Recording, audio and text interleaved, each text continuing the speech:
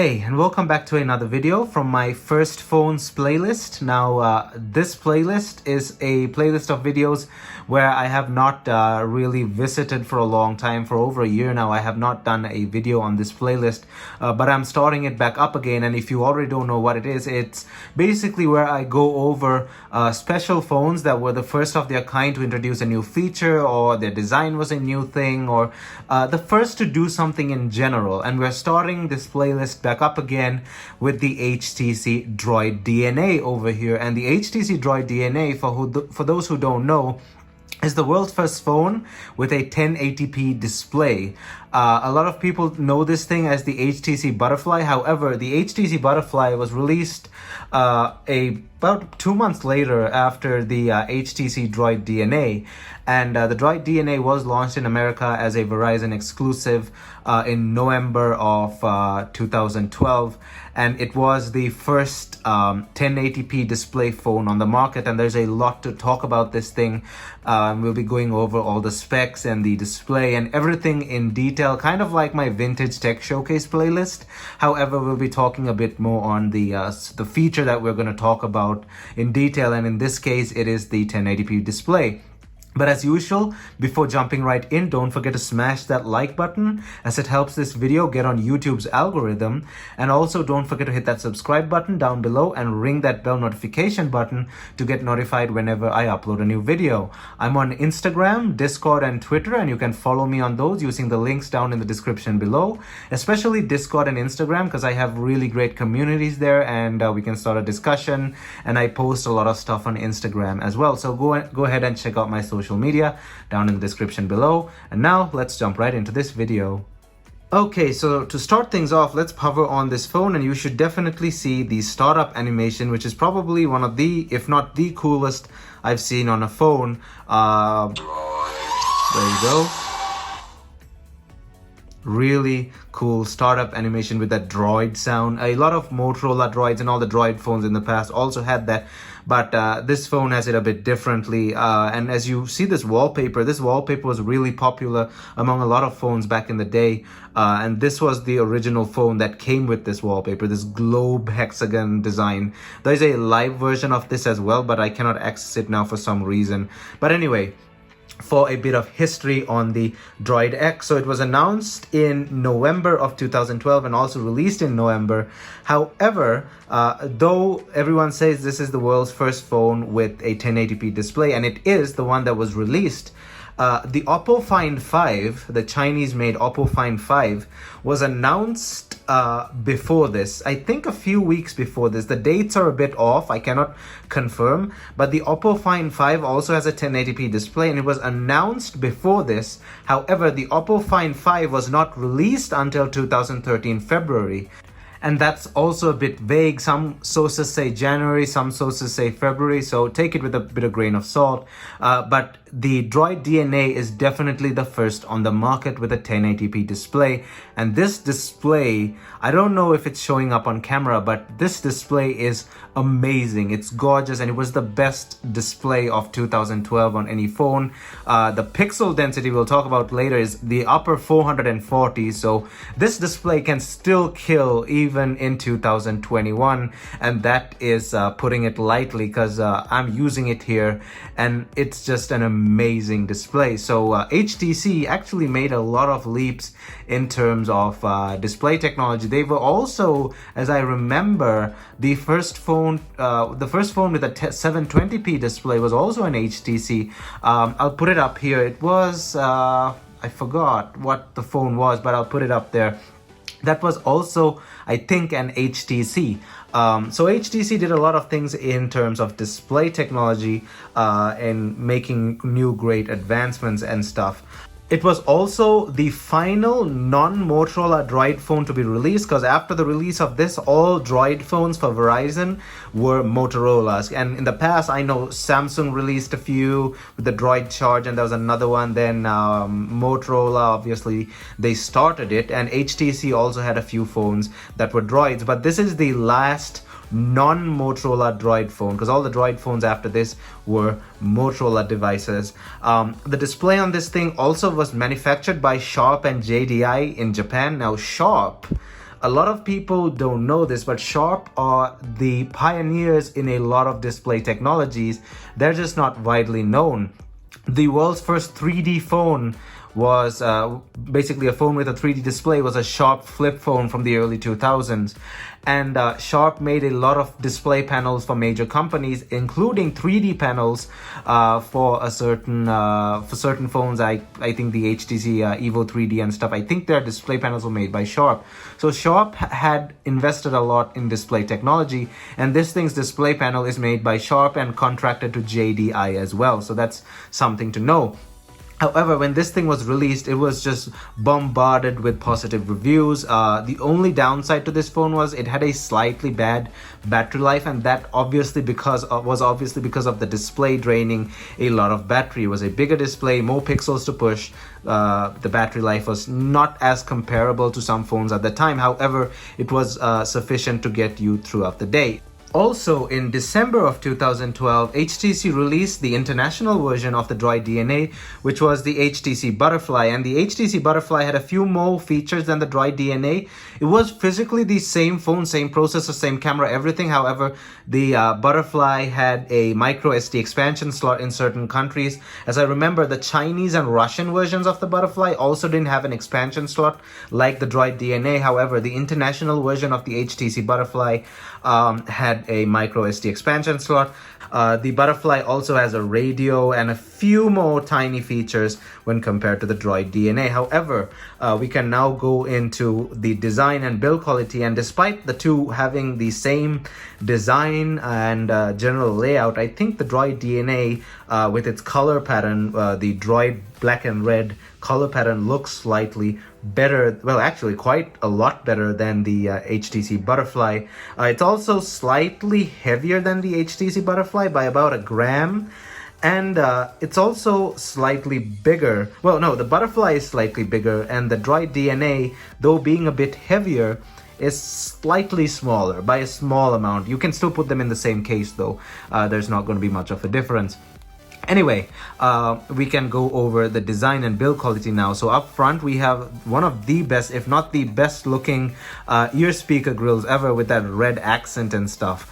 Verizon branding, front-facing camera, a large display, and we'll talk about that later. We have your touch buttons, back, home, multitasking.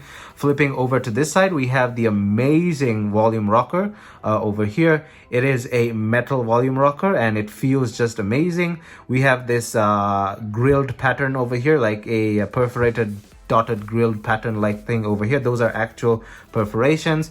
Feels great in the hand. Really nice contrast with the red there. Up top, we have the there's a microphone facing up here as well, so up top facing microphone. We have a 3.5mm headphone jack. We have the power/lock button. We have the SIM ejection tool.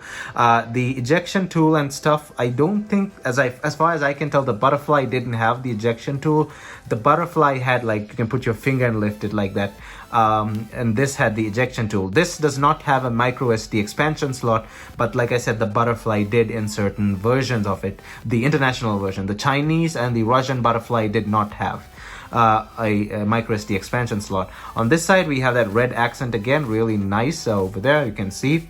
At the bottom, we have another microphone, and we have the flap that covers the micro USB port there, and it does have flaps because it does have a water resistance rating, which is more of a splash resistance rating. It is IPX5, so an IPX5 splash resistance rating, so you can't submerge the thing, but it will resist some splashes with these flaps and stuff on there, and the display is probably sealed as well, and the speakers have a bit of water resistance as well. So splash resistant IPX5, cannot be submerged.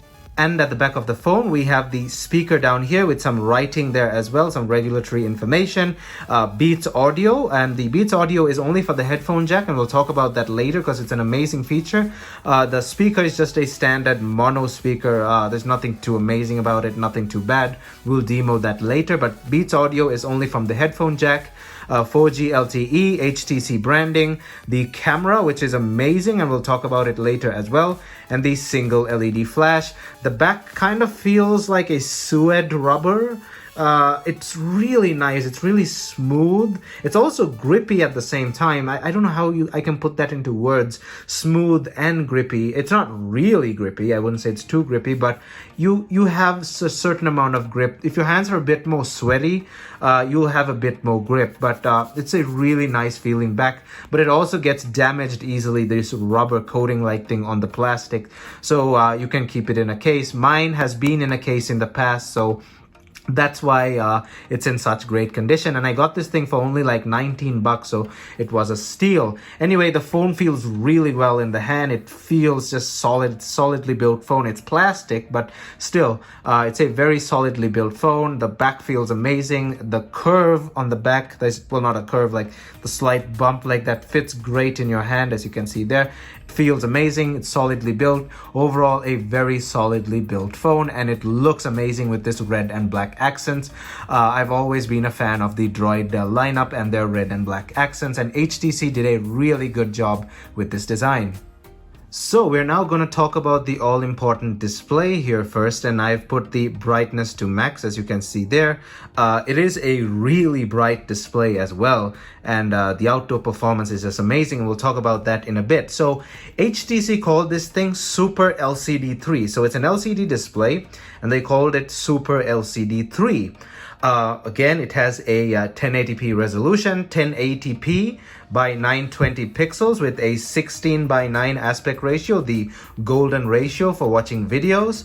And its pixel density of the time was the highest, and it is still one of the highest even today, 441 pixels per inch. There are phones that do not even come close to that. There are still really, like I'd say, I wouldn't say super budget, but somewhat budget phones that don't even top the 350 mark. So this thing has a really high pixel density, and there are phones where displays can't even come close to matching this, even in 2021. This thing's display, you have to have no complaints when using this in 2021. It holds up really well. It was the best in 2012, and it is still really good here in 2021. The camera does not do justice to this display, honestly. And I'm recording this at 1080p 60 fps, and it would have been better if I recorded this in 4K. However, my laptop cannot process 4K video. It's gonna probably send it into a fit, but I will be upgrading to 4K pretty soon once I get the new MacBook Pro when it comes out. Anyway, you really have to hold this display and experience it yourself to really understand how good it is and how it can completely trash some mid-range phones here in 2021 as well. A perfectly usable display. It's bright, the colors are accurate, they're not overly saturated, they're really clear, they're sharp. Let's Google some images. Colors. Okay, just Google, load up Google Images for some colors, and you'll see what I'm talking about here. Let's go to images, and the brightness is at full. And as you can see, I don't know again if this is popping up on camera, but the colors are really accurate on this thing. They're precise, they're sharp, and they're not overly saturated. The display performs amazing in bright conditions. It's really bright, and it's just overall an amazing display. 10 out of 10 from 2012, and it still performs well here in 2021. The first display panel released to the market with a 1080p resolution, and easily one of the best 1080p displays of all time. Now, in terms of hardware performance, this thing was no slouch as well. This thing is packing the Qualcomm Snapdragon S4, which is a quad-core processor with all cores on 1.5 gigahertz. So a quad-core processor, Qualcomm Snapdragon S4. The variant of the S4 that's on this phone is the APQ 8064. So APQ 8064, if you want to know the Snapdragon variant that's on this phone, quad core, 1.5 gigahertz. It also has an Adreno 320 as its GPU. Like I said, the Droid DNA does not have a micro SD expansion slot, but the Butterfly, the international version of the Butterfly did. It has 16 gigs of internal memory, and only 11 gigs are usable, but that's to a certain extent. At the time, it was more than enough for some people. No one really had complaints about the storage, and it also has 2 gigs of RAM, which is plenty, and this thing performs amazing even here in 2021. I have it connected to the internet, so it does not have trouble slowing down, and I searched something early and I showed you it just loads stuff fast. There's barely any lag. It's all the apps that do still run really well, and a lot of apps still do run on this thing, and we'll talk about the software in a bit. And whenever they do run, they run pretty well as well, the ones that are still supported, and the hardware just works just fine here in 2021. As you see, it's fluent, it moves fast, everything works just fine. Now let's move on to the software. The HTC Droid DNA initially shipped with Android 4.1 Jelly Bean and was finally upgradable to Android 4.4.2 KitKat, as you see here. However, there's something special about that.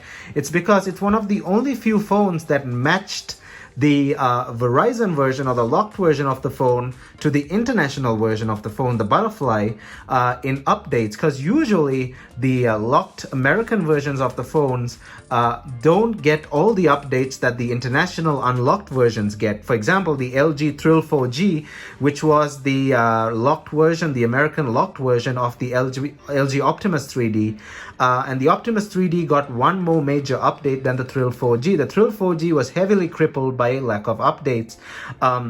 But in this case, HTC somehow managed to persuade Verizon to give the users of the Droid DNA the same update that the international version got. And GSM Arena has got it wrong in their listings, where they say this thing cannot be upgradable to KitKat. However, as you can see, it is upgradable to KitKat. It's running KitKat just fine. And this is HTC Sense UI, which was one of the lighter skins at the time used on Android. Motorola and HTC went really light with the skins, and they lasted a really long time in terms of performance. Samsung, for comparison, used to put a heavy skin that slowed the phone down with a lot of bloat and unnecessary stuff. But the HTC Sense UI was really nice with the big clock and all that stuff. As you see, it even holds up really well today, and it's fluid, it's fast, it works really well. I showed you loading up some web pages earlier. The performance is also really good. Let's go to Google again here. As you saw, again, my Wi-Fi is not the best, but it loads a bit faster when the Wi-Fi is better. It's overall a really good experience on this operating system. I was really enjoying it when I was using it yesterday. I might even do a full 2020 version of this video using the HTC Droid DNA in 2021. I don't know why I keep calling it 2020. My head is probably still in last year. So using the HTC Droid DNA in 2021, I might do a full video. Let me know down in the comments if you want to see that. But the operating system, as you can see here, good old school HTC, probably one of the best skins as well, the HTC Sense UI for Android. Sadly, HTC is no longer popular, and we don't really see that much anymore. Anyway, that was the software experience on the HTC Droid DNA. Now, the camera on the HTC Droid DNA was no slouch either, and given the proper lighting conditions, this thing can easily beat a mid-range smartphone even from 2021. Well, not super mid-range, but maybe towards the lower end. The camera on this thing is an 8-megapixel autofocus shooter with an f2.0 aperture and a 28mm wide-angle lens with autofocus as well, like I said earlier. And it can shoot video at 1080p at 30 FPS. Obviously, it should shoot 1080p video with a 1080p screen. It can also shoot slow-mo at what I believe is around 120 FPS, but the quality is really bad and it's not ideal, but I'll still put a sample up. Anyway, the slow motion wasn't even advertised as far as I remember. The front camera is a 2.1 megapixel shooter with also 1080p 30 FPS recording. Obviously, it's a 1080p, it's the world's first phone with a 1080p display. Both cameras should be capable of shooting in 1080p at 30 FPS, because 30 FPS was the standard at the time. The front camera is also an f2.0 wide-angle lens. So the cameras on this thing were praised in reviews back in the day. They were said to be really good. And we can go into the camera interface. We have the number of hours and photos left. We have gallery, the camera and video options. We have some filters over here that can be controlled from here, flash settings, and we have a bunch of settings as well. I'm going to keep all the samples on HDR, so HDR will be set to on and all the other settings will be set to auto. Over here, the video capture mode says 1080p 60 fps, though it says 1080p 60 fps, when you try to take a video, the thing crashes, and that's just a software overlook that HTC has done. They probably from another phone, they forgot to put it, they forgot to take it out of this phone's version, because they kind of reuse the software for some phones. But this thing cannot do 1080p 60 fps, but it can do slow motion as well, and the slow motion is at a weird resolution of, where is that, 768 by 432, so a very weird resolution in slow motion, and the slow motion isn't great either. Either way, let's start the camera slideshows, initially starting during the day, and then some selfies, and then video, and then selfie camera video as well, and I'll do the slow motion at the end as well. So let's start the camera sample, starting in 1, 2, 3, go.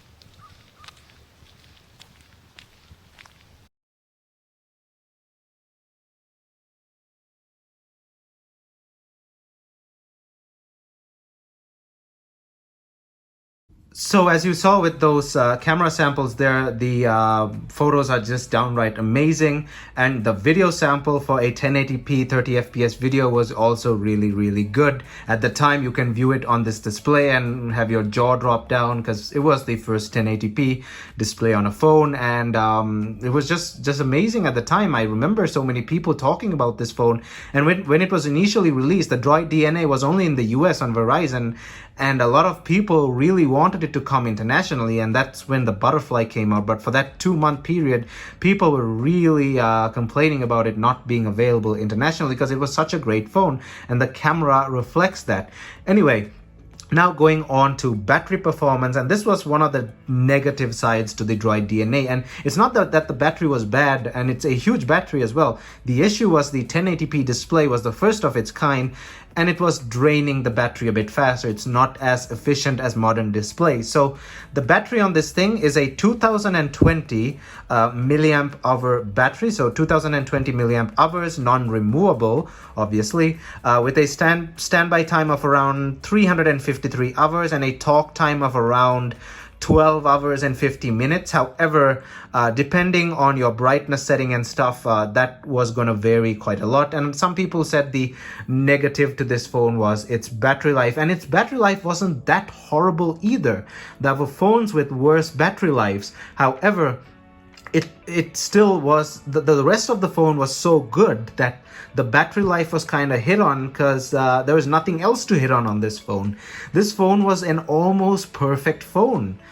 And that's basically how far HTC went with the design of this. They had to pick out something just to put in the disadvantages, and the only thing they really found was, I mean, the micro SD expansion slot, which wasn't a really big deal back in the day, because storage was, 16 gigs was more than enough, but the battery life was also not that bad. It was just comparatively bad to phones with batteries of the same size, but then no one really had time to think of that, because they had this gorgeous display in front of them and they didn't really care. Honestly, if you keep the brightness to medium, this thing will last easily throughout the day. And for additional features carrying over from battery, this thing also has wireless charging. As you see there, it is wireless charging. There you go. So the wireless charging on this actually is not spoken of in a lot of reviews and stuff. I think people have kind of overlooked it, and HTC didn't really advertise the wireless charging that much either, but it does have wireless charging, which is quite nice. It is obviously a slow wireless charging. It's about 7.5 watts, but that's what you can expect. Anyway, something else that this thing has is also Beats audio over there, as you can see. Now, the speakers on this thing aren't stereo speakers, which is weird. They could have put stereo speakers, but let's not complain too much, because once you plug your headphones, the Beats audio, there's a setting in settings over here. Let me show you. When you go into settings and you plug your headphones in and turn on Beats audio, I have the setting over here, it just becomes extra amazing. The audio output out of this thing is just phenomenal. It's bassy, it's not crackly, it's just a great audio output, and that was Beats audio in 2012. It was really, really good. And I was listening using my big pair of headphones that requires a lot of power, and this thing's audio processor was easily keeping up. I was listening to some metal music and the bass was really good, the riffs were really good. Then I listened to some pop, the voice was great, everything was just on point. So really good audio output from the Beats audio system built into this phone. So now let's demo the speaker, and like I said earlier, the speaker isn't that great, but it's not bad either. It's a decent mono speaker, but really, if you really want the full experience of this phone, you gotta plug it in. That's how the Beats audio works. So max volume, and we'll play one of my videos.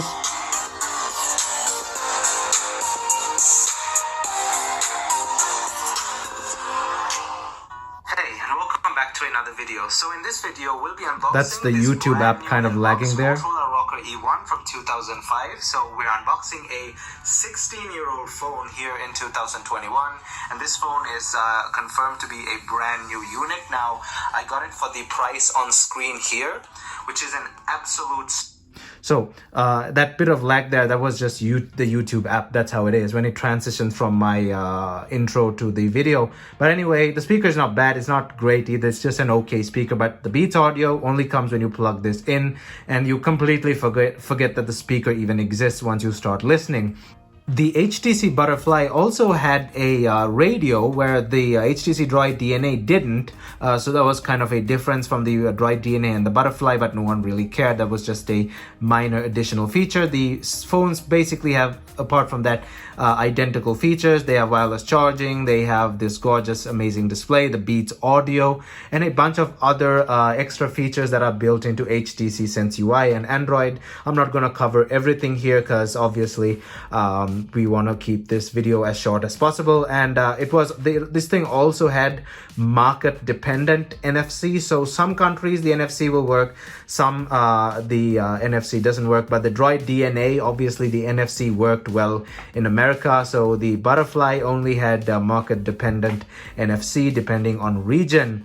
But apart from that, there's nothing else to talk about the HTC Droid DNA / you can technically call this the HTC Butterfly. So HTC Droid DNA / HTC Butterfly.